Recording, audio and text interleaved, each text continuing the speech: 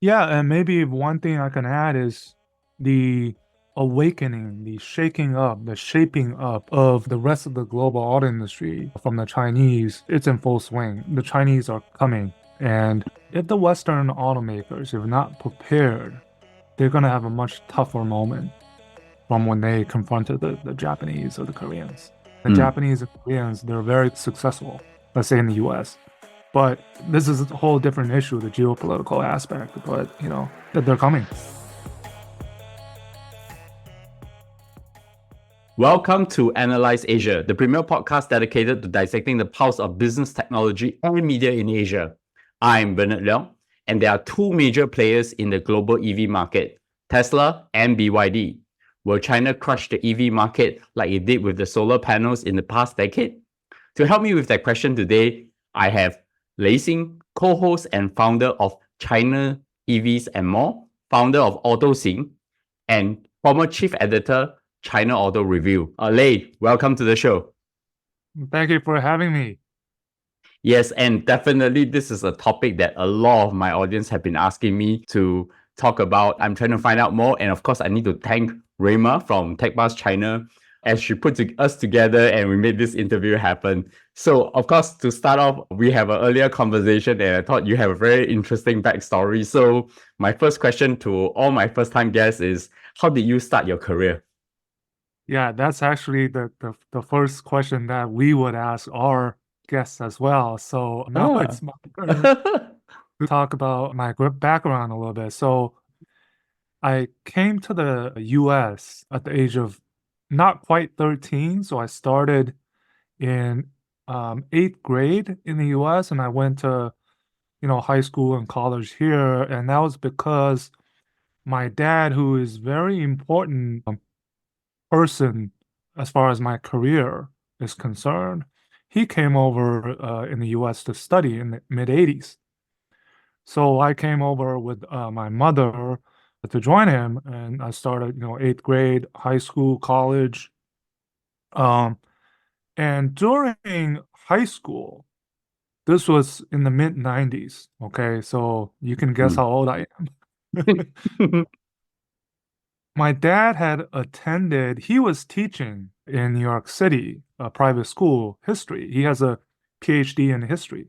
And he Ah. was teaching in New York City, and there was this conference by I think it was the US China Automotive Council.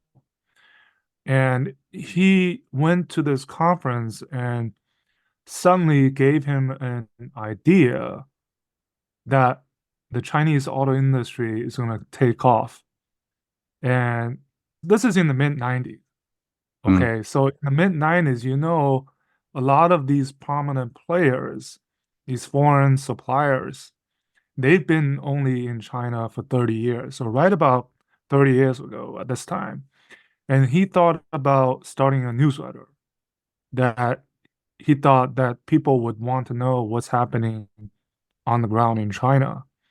And this is an English newsletter catered to the Western audience who wanted to know about what's happening in China. And so he started his newsletter and he did everything by himself. I was in high school, I helped him. He wrote everything, he uh, edited and used, like Adobe PageMaker. Like nobody Mm. used that to do editing. To put this newsletter together, print it out, mail it. I was sleeping, I remember sleeping in the living room because my parents, my sister, we were staying together in an apartment when he started this.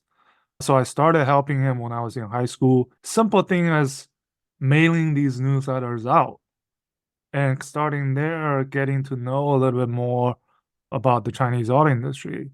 And from there on, I kept helping on the side part time. And when I graduated from college, I went to UMass studying mechanical engineering. Mm. So it's somewhat related to automotive. But when I graduated, I think this was 2000. So right before China joined WTO. And that was on the cusp of another takeoff Mm. of all the companies going into China to set up joint ventures to sell vehicles. So upon graduation, I went back to China to be on the ground to help my dad on the China Auto Review, and the rest is history, right? 20 Mm, years I've been in Beijing. We had newsletters. We published a magazine. This was the only English magazine, monthly tabloid on the Chinese auto market. And we did this for from 2006 up until right before the middle of, I guess, August 2020. Because of the pandemic, I my parents and my sister, they're still here, but mm, I was in China. So we used to visit them during Chinese New Year. This is usually in yes. January 2020. You know what happened.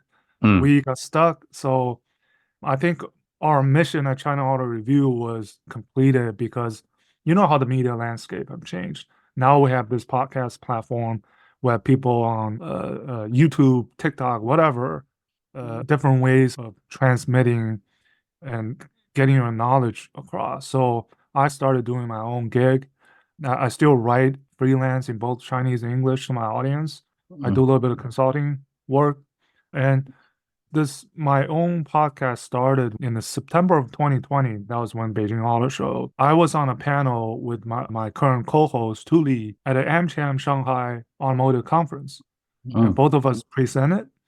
And then after that, we talked and, figured, yeah, I should be continuing my kind of the mission of telling the Western audience about the Chinese auto market mm, through my experience, 20 years on the ground, looking at the industry. So we started the podcast in February 2021, so right about 3 years ago now. And it's been, through that on the side, I've been able to, now that the pandemic's mm, behind us, I've been starting to travel a little bit more. So last year was the first year of going back to China in 3 years and 3 months. So I went to Shanghai Auto Show. I spent 2 months in Beijing with family. So I got to really experience the EV ecosystem. And it was mm. a shock because, right, only it seems a couple of years, 3 years, 2 to 3 years, how China had kind of, and now, right, we're talking about Tesla. Elon saying, I know you had a question on his Mm, comments. We talk about it, that mm, Chinese crushing or demolishing most mm. of the other car companies without tariffs, right? It seems only a short time for Elon to change from laughing at BYD to saying that Taking it seriously now. China, yeah, yeah. So I think this journey, I kind of had a front seat Mm. view of, it wasn't overnight success. I think we'll get to that question later Sure, because I think sure. we want to talk about the landscape. But I also started adding your podcast to my listening feed. So you're the co-host of China EVs and More, and you have such an inspirational story from your dad to how you end up covering the automotive market, now EVs. What do you usually cover on the podcast? I have listened to some of the episodes, so I would rather you telling us. Yeah, it's a weekly recap of the big headlines of the past week. We do this on Friday, so we talk about everything that caught our attention. So this past week, obviously Tesla, again, they're almost in the news every week, right? Cybertruck is in China. Why are they in China? They just we'll talk about more about it, but Mm, recently more on what's happening. Any company that's along the value chain, whether it's the OEMs, the tier ones, chip companies, AVs, battery, um, CATL setting up a joint venture with Didi on battery swapping. We'll that's talk right. about that. So we try to dissect these headlines and, tell our audience, why these things are happening Mm. and Just offer one our opinions. Yeah. So just one question before we get into the main subject of the day. So you have a pretty interesting career journey from US back to China, covering on the ground the automotive market. What are the lessons you have learned that you can share with my audience?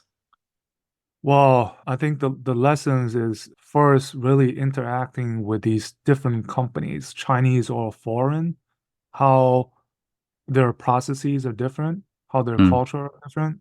You have to be able to be on the ground and go to these companies, headquarters, factories, interact with these executives.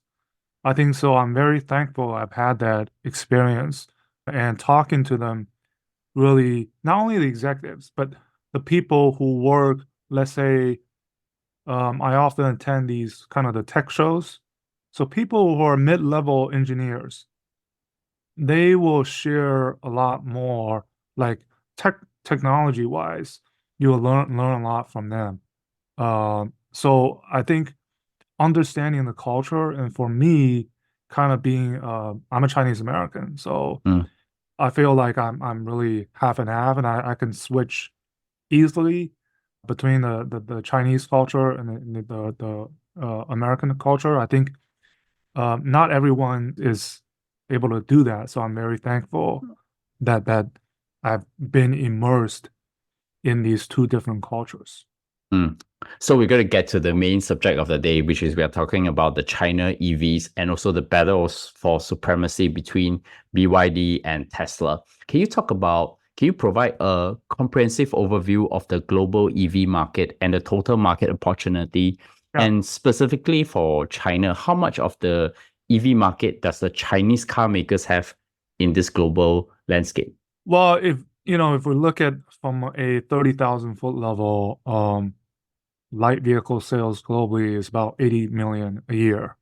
And China last year did 30 million, but that's including shipment to overseas, right? Mm, So 30 out of 80, you do your math. mm, And then out of that 30, if we look at the NEVs that are shipped, right? So last year was 9.5 million. From a percentage wise, I think if we look at the three big regions, right? So China, Europe, and North America. China is by far, last year was like a third of vehicles were NEVs. Europe, a little bit less, maybe a little bit less than 20%. I think US last year was not quite 10%, close to 10%. mm, But right, you do your math that mm, basically 50% of, let's say, the NEVs are from China, right? Shipped from China. That's basically the current kind of landscape. But if we talk about the Chinese EVs, we're starting to see that kind of the globalization of them being launched in so many more countries yeah. than just 2 or 3 years ago.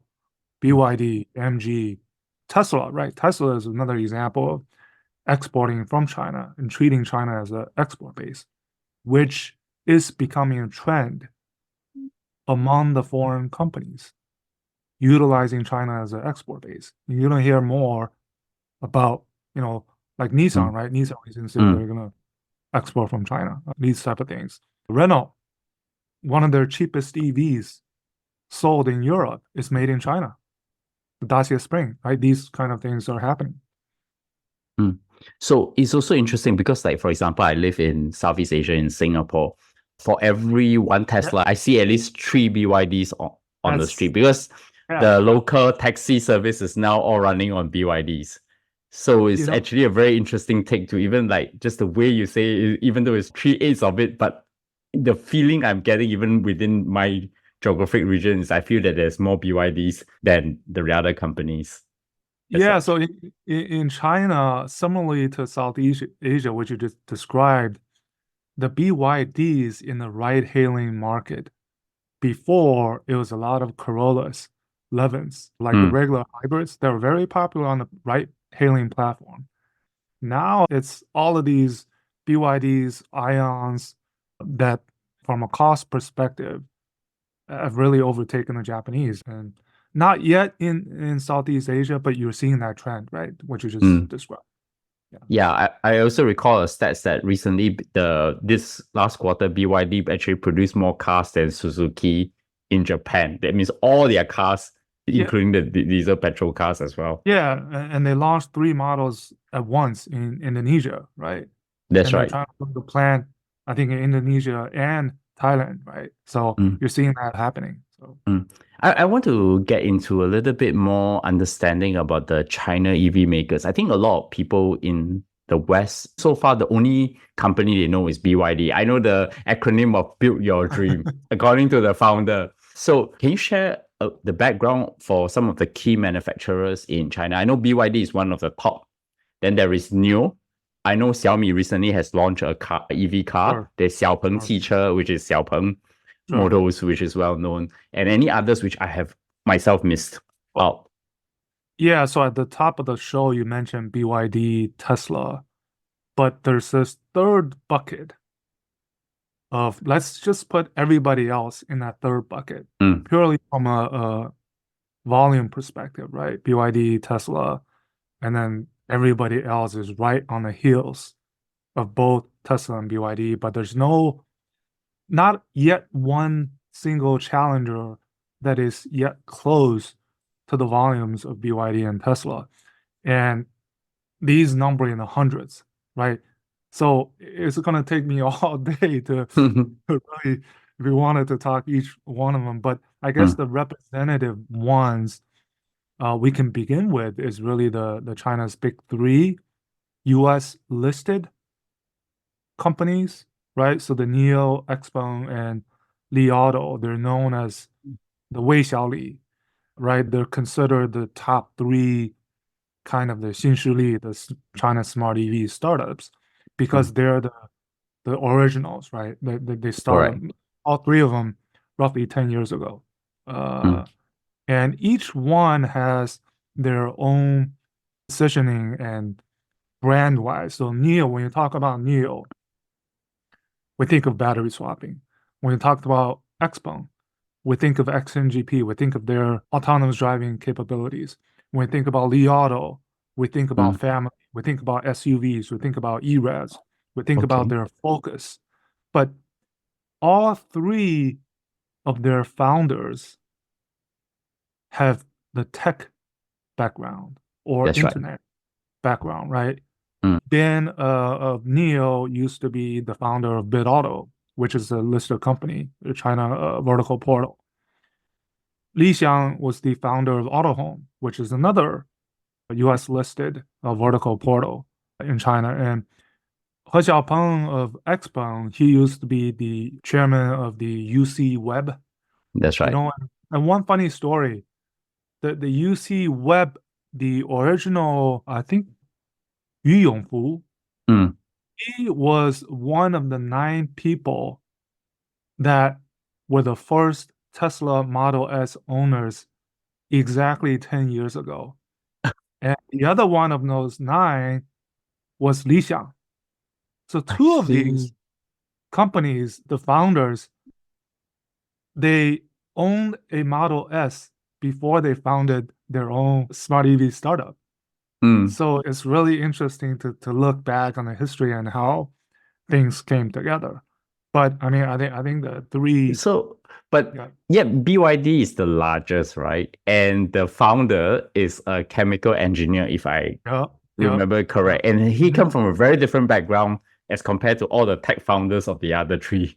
He's the engineer. He's kind of the tech guy. And I always say BYD is not just the last 2 to 3 years. It's 20 years in the making. It's 30 years in the making, right? They started out in 95 as a battery supplier, supplying smartphones or Nokia, let's say.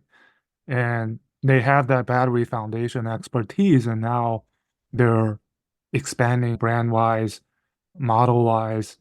That they're catching up on some of the other stuff we'll talk about. Mm. But BYD, I mean, it's been around for a while, but I think people are only starting to pay attention. Of course, everybody Yeah, knows that because Berkshire Hathaway in the US have invested sure. in them. And Charlie Munger calls the founder of BYD Jack Welch meets Thomas Edison in one Yeah, person. yeah, yeah, As such. yeah. I think yeah. I think one interesting thing is how do you assess say the competitive dynamics between the Chinese EV makers like BYD versus Tesla, and then in what areas where these Chinese EV manufacturers hold an edge over Tesla and vice versa. I think you talk about the Oh, three groups, yeah, right? The Tesla, yeah. BYD, and the rest. Well, what I often say is that why the Chinese have gotten to where they are, several T's. So affordability, quality, availability, which I think people don't often think about, is during the pandemic, the chip shortage, right? The production Mm, stoppage. China found ways to make these cars. So the availability, not only in China, but of elsewhere in the world, I think was really important, a driver, a force behind the rise of the last 2 years. And then agility, really the speed. We talk about China's speed, and nowhere, in the smart EV space, that's more prevalent. So how fast they iterate their vehicles, how fast they launch multiple models within a short period of time.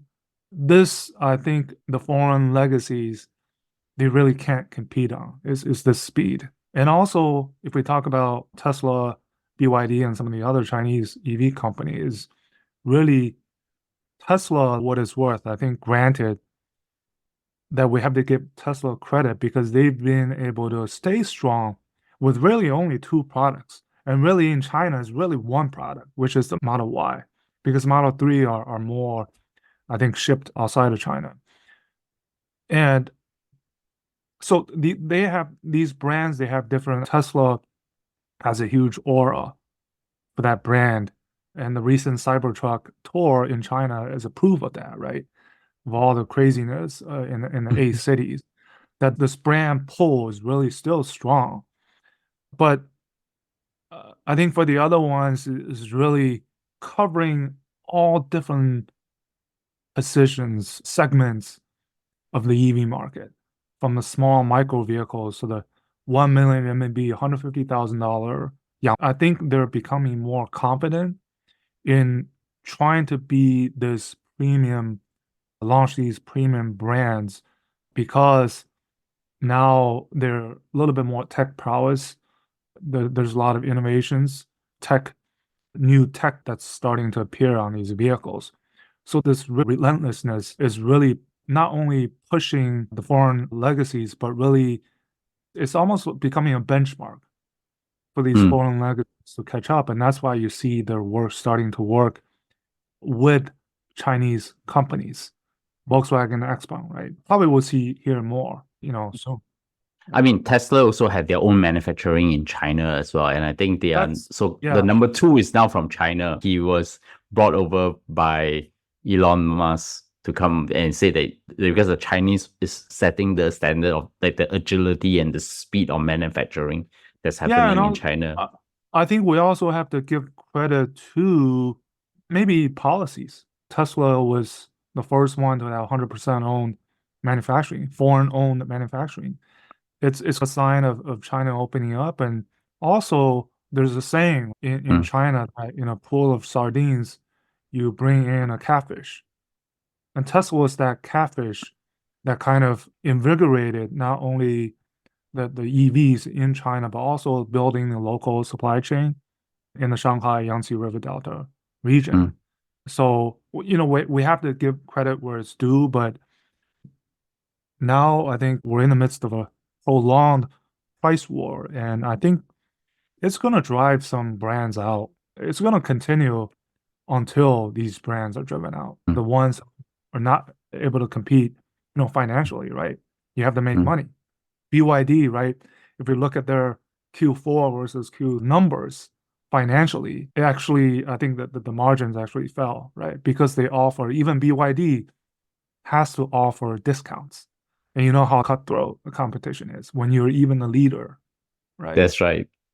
So what is the one thing you know about the Chinese EV manufacturers that very I, few do then? Because you talk I, about the cutthroat competition. I don't know if there's one thing that it's I don't know if there's one thing that I know that others don't know. It's really difficult to answer that question. I just want to point out is I think unless you are in China, and which I was lucky enough to be there for 2 months and stay there, drive these different vehicles, test out the charging infrastructure, test out how connectivity works, how the ADAS works. It's very difficult for Western people to comprehend what is happening on the ground. And no matter how I describe it or Mm, how good or bad, unless you're there, you're driving these vehicles for a few days, for weeks, you wouldn't understand that affordability, quality, agility that I talked about. Mm. So I don't really know one thing that others don't, but the comprehension part of it is, I think people still don't understand how crazy the competitive spirit is. I can understand what you're saying because when I was growing up in the 1980s, so everyone can guess my age, the Americans also couldn't comprehend how the Japanese beat them in the automotive market. Then only once people went into Japan and look at the Toyota lean manufacturing way, and then they start bringing it over back to the US, and then people start to understand. I think what you said about on the ground, I think that's very And important. yeah, and maybe one thing I can add is the awakening, the shaking up, the shaping up of the rest of the global auto industry from the Chinese. It's in full swing. The Chinese are coming. And if the Western automakers are not prepared, they're going to have a much tougher moment from when they confronted the Japanese or the Koreans. The Mm. Japanese and Koreans, they're very successful, let's say in the US. But this is a whole different issue, the geopolitical aspect. But, they're coming. So I think then the question then is because the Chinese EV manufacturers need to go into the global market. So I guess the thing is what kind of strategies that they think about and how do they address, say, challenges in, say, technology, production, and even market penetration? Given for automotive, there's a lot of rules, regulations before Sure. you can even enter into a market as such. Rules, regulations, and protectionism. Mm. So these are all the ones that they have to confront. But I talked about the availability. So these vehicles, the Chinese EVs, are going into multiple markets, exporting into multiple markets, and you're seeing the BYD setting up plants. I think Indonesia would be like their sixth global plant already. So Thailand, Indonesia, they probably have they have one in Hungary. They're building one in Brazil. I think initially it's the building the brand, right? We talk about Mm. Neo. I think to this day, when they launched in 2021 in Norway, the volume haven't been significant, but it's building out the brand, building out their charging ecosystem, battery swap network. And it's not easy because you have these established the European brands, which are strong in the consumer mind. And at the same time, you have to face the EU Commission probe on anti-subsidy measures. France closing off the subsidies for China, some of the China EVs. But from an affordability perspective, they probably can eat up that cost and still be competitive. I think that's the reality. But it's also going into these different markets. The consumers are different. Let's say the European 27 markets. Mm. The the different markets, you have to work with different partners, different regulations, different consumer habits. Even weather could be an issue, right? Like Norway, areas of Norway versus Mm. in Spain and some of the Southern Europe is totally different. And these things, they have a team. BYD has a team. Expo has a team. Neo has a team. I think at this point, it's still building the brand awareness rather than saying that they're taking over Europe. I think we're still a little bit far away from that. And at the same time, you're seeing the legacies trying to strike back, claw back with their own strategies and tactics. So it's not going to be smooth sailing, but we're seeing this kind of the competitive dynamics heating up, let's Mm. say, in the rest of the So world. which comes to that question that I started the conversation with, right? There's been a lot of chatter in the market talking about the Chinese EV car makers actually rinsing and repeating the strategy in what they did in the solar panels market to beat out the competitors. The question then becomes probably there might be some misconception. I think you understand this space so far better than most people. Is that strategy of possible in the automotive industry, given that there's so many stakeholders in the market? I mean, there's the European car companies, the Japanese and the Korean car Yep, companies. We also have the US car companies as well. sure. Sure. Yeah, So you talk about this protection, there's no free market, right? that's right. That would be a utopia, and even that probably would don't work. So I think you have these vested interests Hmm. of on the Chinese side, but at the same time on the European side. So for example, at the same time that Europe is launching this probe on the Chinese companies and possibly raising tariffs, same in the US.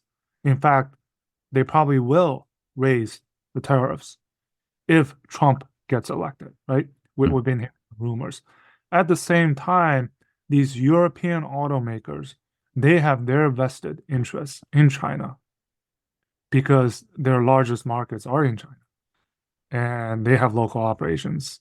So this is going to be really a balancing act. If Europe does too much on China, then what type of retaliation are we going to see geopolitically wise? So this is going to affect all players, not only Chinese, but the European automakers. And they probably don't want the repercussions to be too much from this kind of the trade war, if you will. So yeah, it's going to be a balance. So one question I do have, and doing the research for this episode, I understand that BYD has operations in the US. How are they performing in the US market, given that there's so So, much trade war tariffs that's thrown onto them? so BYD has been in the US, I think they set up their headquarters in 2010 or 2011. That's right. So it's been quite some time, but there's two things going on. One is they're already producing so electric buses in California. So they have local kind of the local employees, American, jobs, right? So this is very Mm. important. At the same time, they are preparing.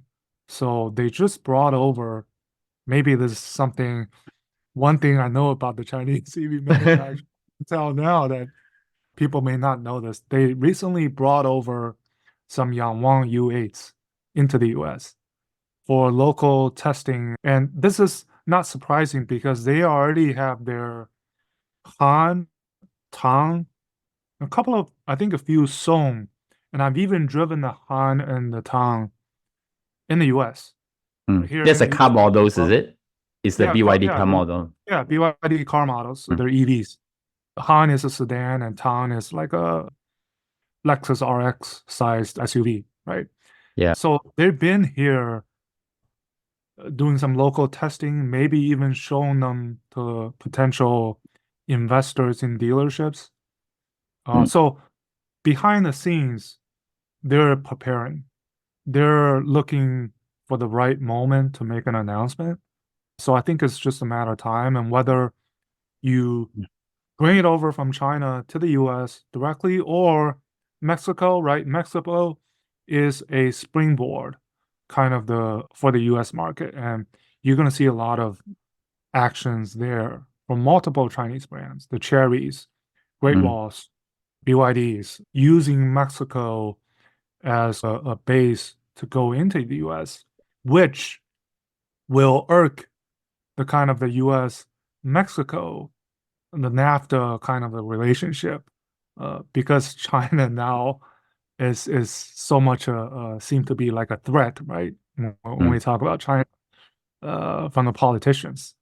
So there's going to be a lot of scrutiny and there's going to be a lot of movements strategically, tactically, and I think sooner or later we'll see some kind of announcement of either directly, and this is not only BYD, but other brands, NIO, right? NIO also either directly importing from China, they'll eat the tariffs, currently 27.5%, or using Mexico as the free trade, produced in Mexico, but exported in the US, North America.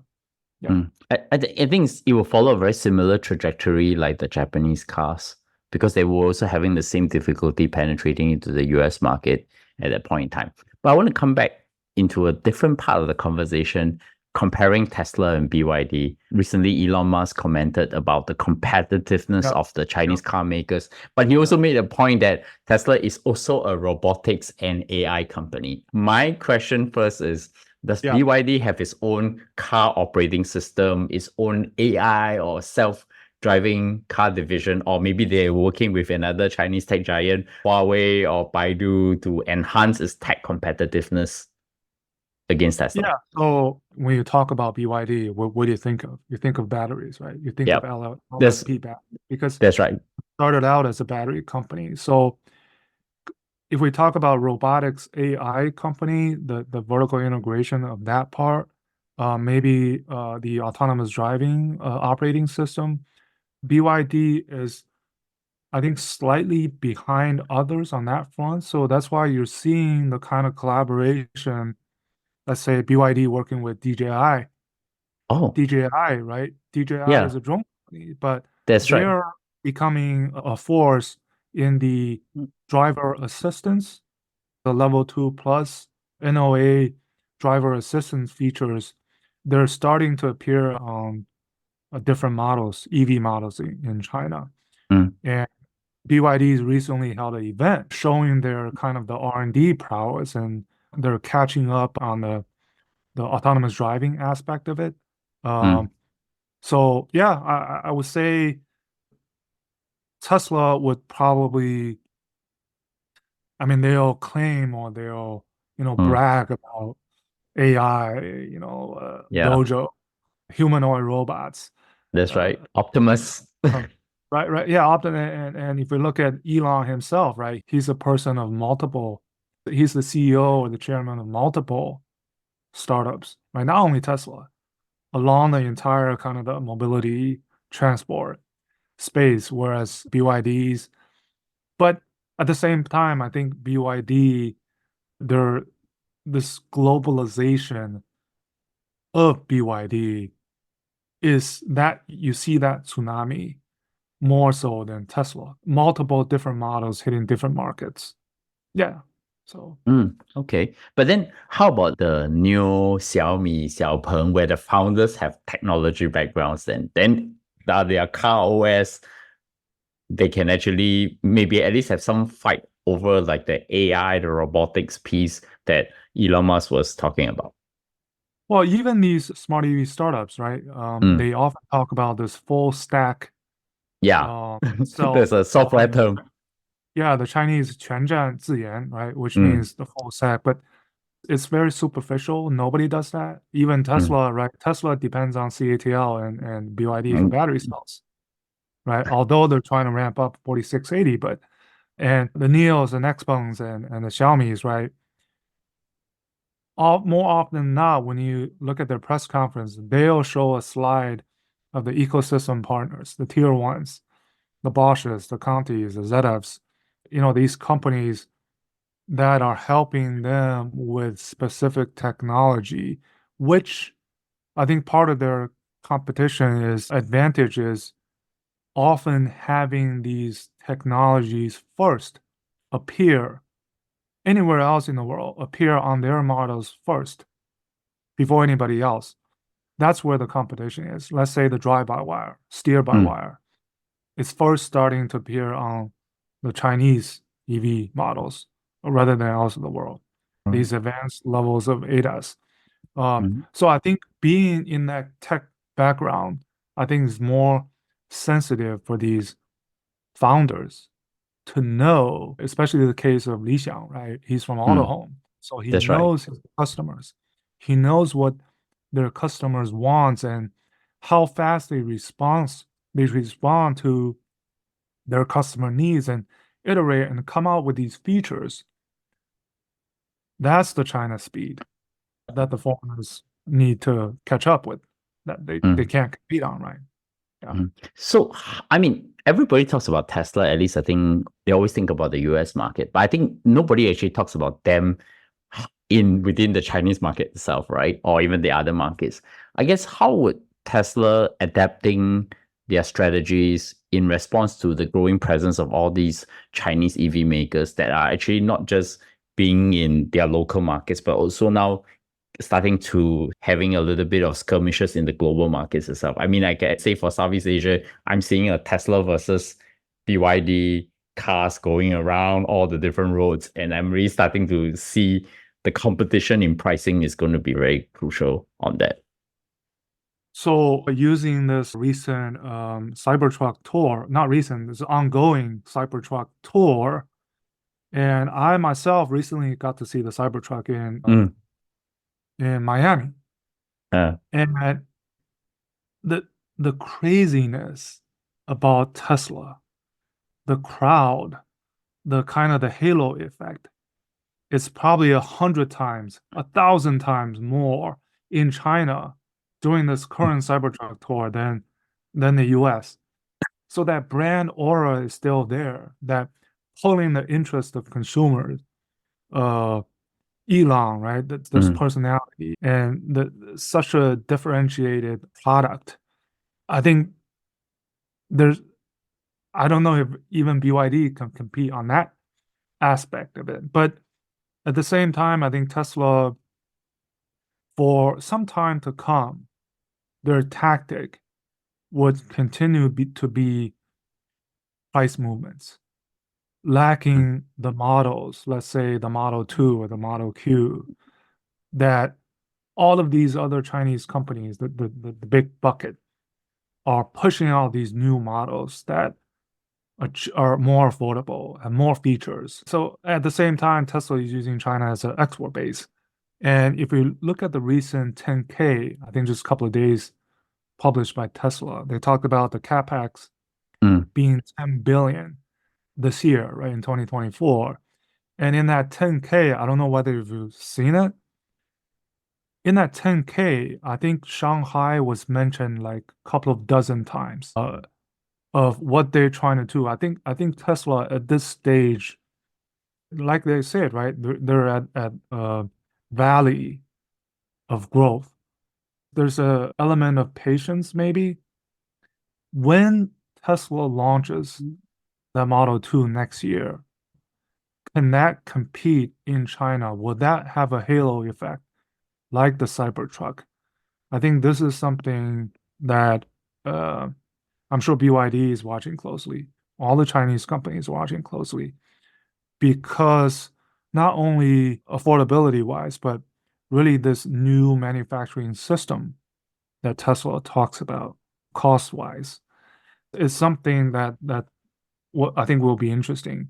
Is it going to be too late? Is it going to be another Model 3 moment? It's interesting you mentioned this. If you think about automotive history, right? I mean, let me go back Uh, a few decades ago sure. when the Ford and the GM, right? When Ford is a few car models and then GM produced that whole series of different configuration colors and then there versus composition. And then you fast forward to the Japanese versus the US and European car makers, and then you see the Toyotas and the I, Nissan creating different models. It feels like the same thing is happening, but now in a very different context. But now the yeah. market is China and US in one bucket. This global market fight that's going on between Tesla and the EVs. It feels like the story Well, is happening, but very differently from the way you describe what Tesla is now doing in the Chinese yeah. market. Yeah, North America is the last frontier for the Chinese. And that's the dynamic. I talked about Europe and China. So between US and China, that kind of the vested interest is, in fact, no one other than Tesla. The other US automakers, they're dialing back. Ford is different strategy in China. GM, their sales last year in China was less than in the US for the first time since 2009. So different dynamics, different geopolitical confrontations that will shape the type of tactics that are being deployed, Mm, you know. okay. I'm going to switch gears to innovations in EVs because you cover everything, including Yeah. innovation. You just come up fresh from CES 2024. What's the Yeah. most groundbreaking stuff that's going on? I should, I mean, you went to the whole exhibition and see yeah. cars, right? So tell me. So I just gave a presentation last night to AmCham Shanghai. It's an event that I do for the second consecutive year. Is really talk about my experience at CES. And there's a lot of takeaways. I think the big takeaway I put at the very beginning is the word respect. See, I'm not even talking about the technologies, what were technologies shown, but respect meaning the talent, Chinese talent, that are now becoming crucial for both Chinese companies and the foreign companies. Mercedes being one example. The guy from XPeng, who is now the head of automotive at NVIDIA, he's Chinese, right? Mm. How important these Chinese talent, not only these founders behind the driver of the change, but how they're becoming key kind of the interfaces between the Chinese companies and the Western companies, tech companies. The globalization aspect of quite a few of these Chinese companies that if you didn't know they're Chinese, how they presented their branding at their booths, you wouldn't know that they're Chinese. And that's how good they were. And the innovations of these tier one suppliers, what they showed at CES, some of the products are completely developed in China because China is at the forefront of when you talk about the smart EVs and what the consumers want inside the cockpit. Mm. The innovations are coming out of China. And that's why you're seeing these affecting the rest of the world. And another example is the voice-based generative AI, large language model, ChatGPT, the voice interaction. Mm. If you look at what Mercedes and BMW and Volkswagen showed, it's okay. There was still a lot of bugs, but compare that to what's happening with already many of the smart EVs, how voice interaction works in the car. I mean, China is way ahead of that aspect of human-machine interface. Mm. Displays. What type of display technologies? Something of a reverse HUD, Mm. not projecting information onto the windshield, but projecting information below to the dashboards. And not, screens, but displays on panels. So any surface is becoming for display, those type of things. And then AR and VR, what could be appearing in front of you without the screens? Mm. LiDAR competition, right? Yep. The China big three LiDAR companies, they're probably gonna deliver probably a million LiDARs this year. That's right. It's becoming commoditized and getting onto even more international brands. You see some announcements. Chip, right? The Mm. chip, the NVIDIAs, the Qualcomms, the Mobileye's, the Intels, a lot of announcements there of the next generation smart EVs from China adopting their solutions first. Anywhere else in the world, again. And then the Chinese chip companies starting to appear their computing solutions in some of the lesser known China EV models. That's right. Autonomous vehicles. I think China is way ahead in terms of commercialization of these robotaxis and robobuses, driverless, in multiple cities in China. Paid. Consumer can pay to be on these, to ride on these vehicles, right? Just, I think China is really pushing talent-wise, tech-wise, what you see at CES, they're already in China. Okay. Right? So that's the kind of the recap. Yeah. Mm. So I think one thing that came out from CES, and I'm also following every announcement there, is why are the Japanese still keeping at the hydrogen fuel Yeah. innovation in cars? I think, is it because they're trying to hedge against the electric car trend, or is it? Part of it. Part of it. And I think for the Japanese, also the Koreans, I even give them a lot of respect because CES is not a stage to launch or debut new cars. So what they did was debut their thinking of let's say, what a hydrogen future would be like, what a logistically these type of new Kia calls it platform beyond vehicles, so PBVs, Mm. is thinking outside of the traditional car industry and the way their booths were set up, the experiential aspect of it. I think the Chinese can learn a lot from that. They're thinking ahead. And I think for the Japanese, it's purely because they've invested many years hybridization, right? The Prius from That's 97. right. Hybrid is still strong, very strong in the Western markets here in the US. Hydrogen, right? I think there's just sticking to their strategy that could there be a moment what happened with the hybrids, the leadership on the hybrids? Could that repeat on the hydrogen side? I think it's something to watch, and we often maybe laugh at it, but I think it's a strategy that others are not going with, so it's differentiate themselves. There's obviously risk involved, but I think there's thinking beyond just EVs, Mm, beyond vehicles, private vehicles. I think that's the part of it. That's CES, right? Thinking far ahead into the future. mm. That's- So what is the outlook for you thinking about the EV market in over the next 5 to 10 years in the context of what's happening now with the Chinese EV manufacturers versus the global players? I think there's good, a shift is happening, but Sure. I think it will take some time to play out in that sense. I think at the same time the current price war is going to continue until it drives out some of the weaker brands don't have the financial capabilities to compete. So BYD, they're profitable. They can afford to lose some of the margins in order to push the volumes. Tesla can also do, but some of the weaker players they may not be able to sustain.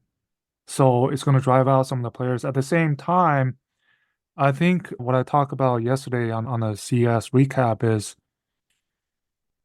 we're also seeing that we talk about China's lead in terms of these innovations and tech found in the vehicles. It may have reached kind of overkill point. So at a certain point, you put these crazy features into the car. At a certain point, it reaches a peak that I think will give an opportunity for the legacies who are a little bit behind now, who may not compete on pricing, who have the capital, who have the strong, let's say, a bank, to sustain their development going forward.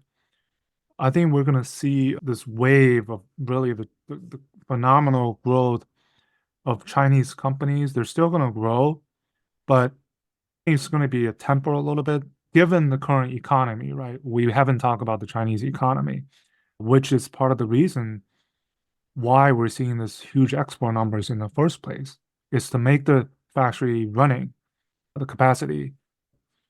So don't, I think I want to stress, don't count out some of the foreign companies yet in China. Mm. At the same time, even the NIOs, XPengs, Li Auto, they are not out of the woods. They're only 10 years old. Li Auto is profitable, but a bunch of these other new brands, they're not yet profitable.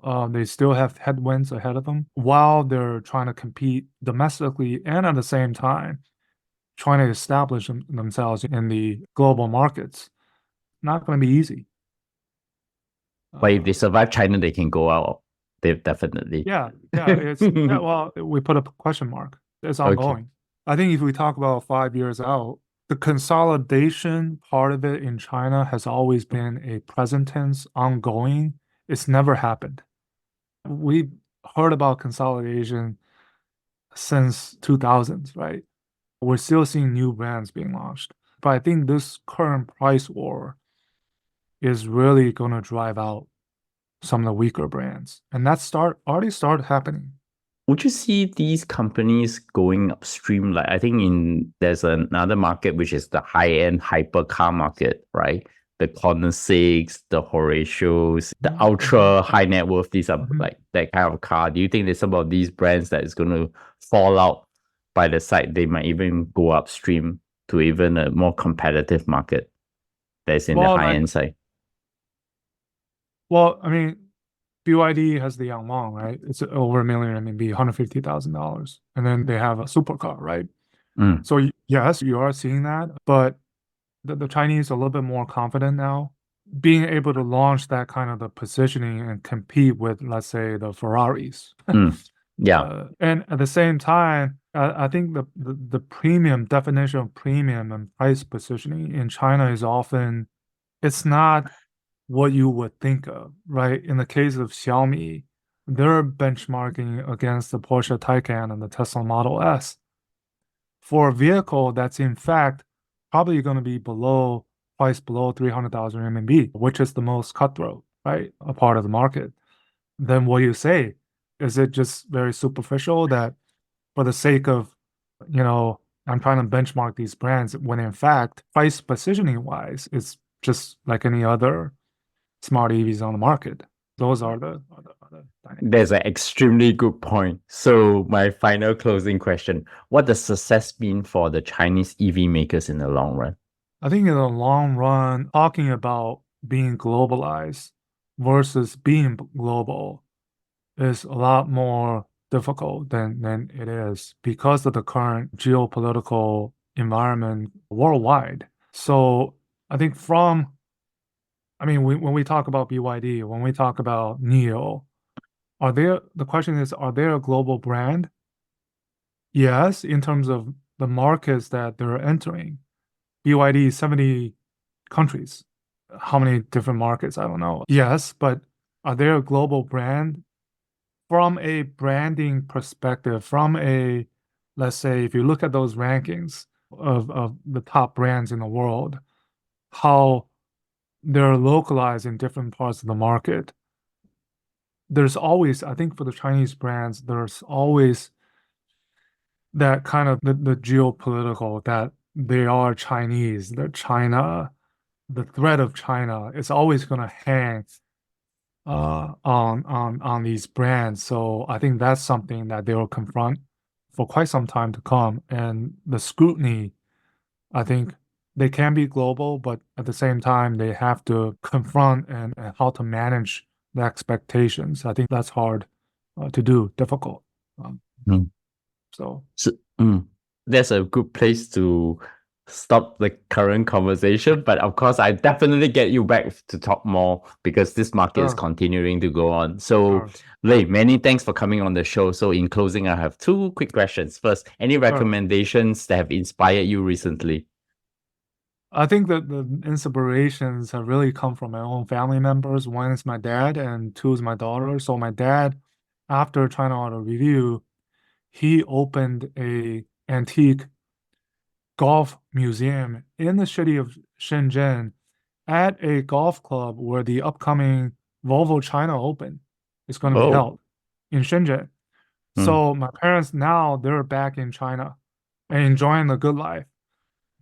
I don't want to say stuck, but I'm here in a very small town in the northeast part of the US, looking on from behind the scenes. But I think my dad he starting China Auto Review and then doing something else he loves at the age of 80 years old.